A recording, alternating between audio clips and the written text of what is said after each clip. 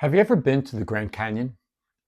Uh, if you were sending a picture back to describe that to your family or friends who were on vacation with you, what did you think they would appreciate? A snapshot or a panoramic view? Well, of course, the answer is panorama, baby, because there's no way a snapshot could catch the glory of that. I was there a couple of times, but in 1969, as a 12-year-old, all of 12 years old, I didn't want to be on vacation. I wanted to be at home playing baseball and basketball with my friends, and my parents drugged me to this vacation. And so I was not very grateful teenager. I guess I wasn't even a teenager yet, but I was going to get worse probably. Um, but even I knew when I saw that I was speechless. I still remember to this day. I looked at it and I went, I had no words to describe that. It was awesome, the panoramic view. Now imagine if my parents had come to me right before that and said, okay, we got a few options for tomorrow. And they showed me a snapshot of the Grand Canyon and something else and a pool. I would say, oh, I'm taking the pool. Why do I want to go and see a big hole in the ground? But if I had chosen the pool, I would have missed a memory of a lifetime. Well, sometimes I think that's the way we kind of treat God. We get a little snapshot of him, a little glimpse of him. You say, oh, that's great. And then that's good for you. I think you should do that. Yeah, if you need it. And we easily dismiss, yeah, that's okay. Hey, listen, cool, peace, double peace. I'm okay. I know. I've done that before. But if you got a panoramic view, trust me, you'd be running. You'd be buying a ticket to get into that. Um, and that's what I want to do today. Give you a panoramic view of the living God as best I can, because that's what God is like. I'm Brian. Faith Fits Psalms. Glad you're with me. I got a whole slew of videos out there. This one is part of the playlist called That is What God is Like. And you need to say it like that. And all about the greatness, the awe, the incomprehensibility. That's a new word. Of the living God who loves you, who calls you by name. And hopefully I can help you on your journey a little bit. Subscribe if you like to. Hit that button that alerts you to it. You can look at the notes. I have a little couple of comments I make, and then there's some links down to the other ones because this one is part 9. There's an introduction, and this is 1, 2, 3, 4, 5, 6, 7, 8. Now we're at 9. And this one's all about panorama, looking at God from a panoramic view, and then we're going to bring it down to basics with the New Testament story. We're going to be looking at Psalm 136. And I love this one. It's a really great one to learn a little bit more about God and to have like kind of an interaction with him, because there's a repeat verse. You do a lot. You read a line, and then there's this repetitive verse that says, his faithfulness endures forever. And if you say that, like, let's see, there's 26 verses, well, you start to believe it. So my hope is that the eyes of your heart will be enlightened, so that even though your eyes can't see it all, your ears can't listen to it all, your heart can't comprehend it all, you'll still stand in awe and go, I want the panoramic view because this is what God is like. Okay, Psalm 136, verse 1. I'm reading from the New Living Translation. Give thanks to the Lord, for he is good. And then it says, his faithful love endures forever. That's always a great place to start with God. Give thanks to him. He is good. You say, well, not all the time. Look at my life. Hey, listen, if you dig down just a little bit below the surface, you're going to go, there's so many things you can be thankful for. I'm thankful for peace and quiet. hot water, coffee, showers. We could go on and on. Give thanks, Lord, for his good. His faithful love endures forever. Give thanks to the God of gods. Now we're beginning to describe him. His faithful love endures forever. Give thanks to the Lord of lords. Okay, so now we're talking a little bit about God. We're giving thanks because he's good, but he's also King of kings, Lord of lords, God of all gods. So in other words, there's him and there ain't no other gods besides him. And then it says, verse 4, give thanks to him who alone does mighty miracles. When you start seeing some of the miracles God does in these scriptures, and miracles that we do through you, as you believe him and trust him and walk with him and call him your God, your Savior, your Father.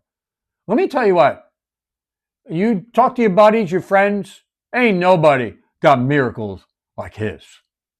Give thanks to him alone. All miracles come from God. Verse 5, give thanks to him who made the heavens so skillfully. One of the other scriptures says, he formed the heavens with his hands. Every time I read that, I go, I've done some Play-Doh. I've done a few Lego things. His hands skillfully made the heavens. Big hands. Oh, God. His faithful love endures forever. Give thanks to him, place the earth on the waters. So he made the heavens with his hands. He made the earth and he put it on the water. Who is this God? Panoramic view. It's awesome. It's almost like too good to be true. But every single word of it's true. Give thanks to him who made the heavenly lights, the sun to rule the day. Verse 8, verse 9, the moon and stars to rule the night. So what are you telling me, Brian? You're telling me that God made the heavens with his hands, and then he placed the sun in the sky, created the stars. Yeah, that's exactly what I'm saying. And the moon and stars to rule the night. He placed this sun in the heavens. So when you look up, you go, oh, I know the one who did that. Have you ever been somewhere and maybe in a local town and you go, I know the guy who built that. I know the guy who made that. I know the guy who sculpted that. That's cool. And normally, people, take note of that. Well, I can say, hey, see that sun? I know the one who did that. Yeah. At night, the moon. Oh. Okay. So that's one part of the panorama. The heavens. He's the God of God, King of kings. Made the moon and the stars and the heavens and the sun. The heavenly lights. Okay. Verse 10. To bring it down. Give thanks to be killed the firstborn of Egypt. He delivered Israel from 400 years of slavery to the Egyptians. He brought them out of Egypt. Verse 11. His faithful love endures forever. He acted with a strong hand and a mighty, powerful arm. And go read it in the book of Exodus, what he did to Pharaoh. Because Pharaoh wouldn't let the people go. So let my people go a couple of days out into the desert to worship me. And he said, no, I'm not going to do that. He says, okay, let me introduce myself to you. And he began to introduce himself to him in 10 different ways. And each one, he was still stubborn. He just wouldn't turn. And then finally killed the firstborn. And he said, all right, you can go. Well, read it in Exodus. It's awesome. He acted with a strong hand and powerful arm. Give thanks to him, part of the Red Sea. Israel came out, camped by the Red Sea. The Egyptians said, we should never let those guys go. And they came after him. One way were the Egyptians, the other way was the Red Sea. And he parted the Red Sea. Wind from his nostrils spread it, and the ground was dry, and they went through it. And then when the Egyptians said, well, we got the chariots, let's go after him. And they got in, sea came back down on them. He brought Israel out of Egypt. He acted with a strong hand and a mighty arm, powerful arm. Give thanks to him who parted the Red Sea. His faithful love endures forever. Verse 14, he led Israel safely through. His faithful love endures forever. But he hurled Pharaoh and his chariots into the sea. His faithful love endures forever. Give thanks to him. Then he led them through the wilderness. And this is a wilderness like you know nothing about. Snakes, scorpions, no water, no vegetation. And it doesn't say this in Psalm 136, but he was a cloud to them by day, shade. And at night, when it gets really cold, he was a fire. His presence was with them in a tangible way. Oh, what a panoramic view! Who wouldn't want to serve this God? But that is what God is like. Oh, wait a minute. That's only verse 16. How about 17? Then he brings them into the promised land. And it says, give thanks to him who struck down mighty kings. Og and Sihon, king of the Amorites. Og, king of Bashan. There you go. Who was Sihon and Og? Well, they were powerful cities, powerful kings. And Og was actually a descendant of the giants. I think his bed was like 13 feet long. So that probably makes him 11 or 12 feet, 10 at least. So they were powerful. And the Israelites, they spent 400 years in slavery. They didn't know how to fight. They weren't warriors, but they had God. God plus you is enough. Verse 21. Then God gave the land to those kings as an inheritance to Israel. His faithful love endures forever. A special possession for Israel forever. His faithful love. Verse 23. Then he brings it. Panoramic, the heavens, what he did for Israel, and now he's bringing it right down, down, down. Verse 23. He remembers our utter weaknesses. You know, there's a lot of reasons why people don't want to come to God. They're like, I'm so weak. If you find out, you won't like me. Because when other people find out about me, they don't like me. I don't even like myself sometimes. But he, because he's amazing, he remembers our utter weaknesses. He does. His faithful love endures forever. Verse 24, he saves us from our enemies. You got an enemy of your soul? Depression, fear, insecurity, lust. Oh man, the list goes on and on.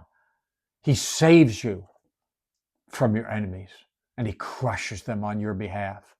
He's not asking you to do it alone. Nope, because you're not strong enough. You're not big enough.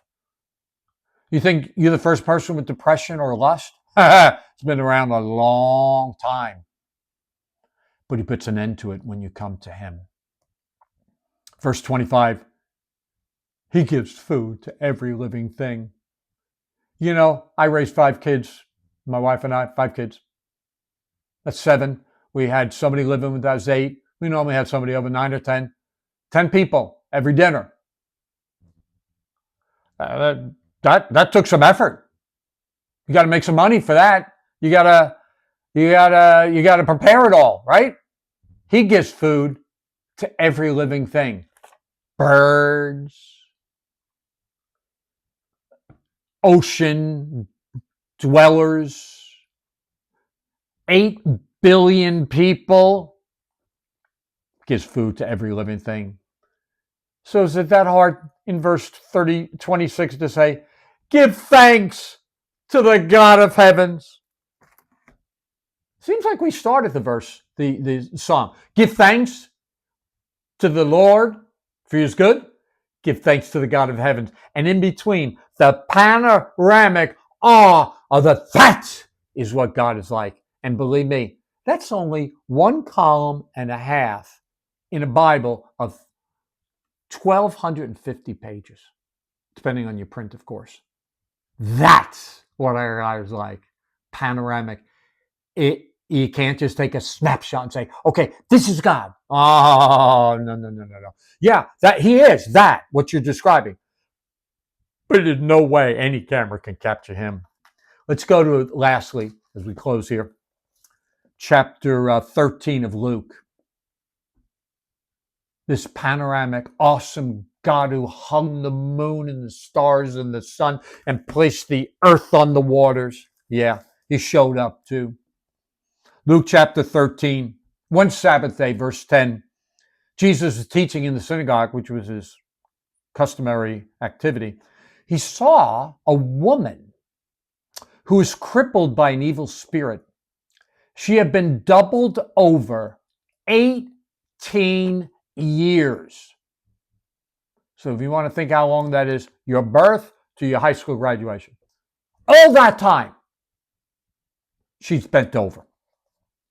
That's not a great panoramic view from there. Let me tell you what, that's awful. She had been double. Okay, she was unable to stand up straight. When Jesus saw her, he called her. He said, "Hey, woman, come here. You're healed." And he touched her. And instantly, she could stand straight. How do you think she responded? Oh, she praised and thanked God. Psalm 136, right? Give thanks to the God of heaven. Give thanks to the Lord of Lords. Yeah, well, no one had to say, okay, would you like to say thank you to Jesus? No, she was thanking him and praising God. All she knew is 18 years. Now, you know that's a miracle, right? Because when you're bent over 18, you can't just stand up straight and all those while. The muscles have atrophied and, he touched her instantly. Now, it's kind of interesting. The leader of the synagogue got ticked off in verse 14. What? He said, he was indignant. He wasn't just mad. He was like, I'm indignant. This is a Sabbath. We're not supposed to be doing any work. You can't touch that woman and ask her to stand up. That's work. How ridiculous is that? There are 6 days for working. Come on those days to be healed, but not today. What is wrong with you? My God in heaven. Jesus replied, you're a hypocrite. You work on the Sabbath. Yeah, this morning you woke up and you took your ox or your donkey from the stall and you took it to water. Now you did it quietly, you did it slowly. You didn't try to work the donkey, but you fed it and you didn't say, hey, it's a Sabbath, you can't drink or eat. Because he wouldn't be there on Monday or the next day. Wasn't it necessary for me, even on Sabbath day, to free this dear woman? You freed your ox, you freed your donkey so he could eat and drink. I'm freeing this woman from bondage to Satan for 18 years. Well, that shut him up. I'm sure Jesus wasn't happy to have to rebuke him like that, but it's like, what are you thinking?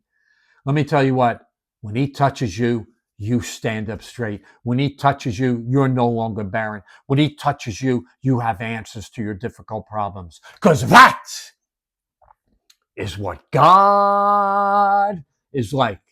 And I boast in him. I have no shame. I'm not ashamed of his gospel. I want to boast so that you'll draw a little closer. And feel free to check out my other ones. I've got links on the bottom. Reread 136 and chapter 13 of Luke.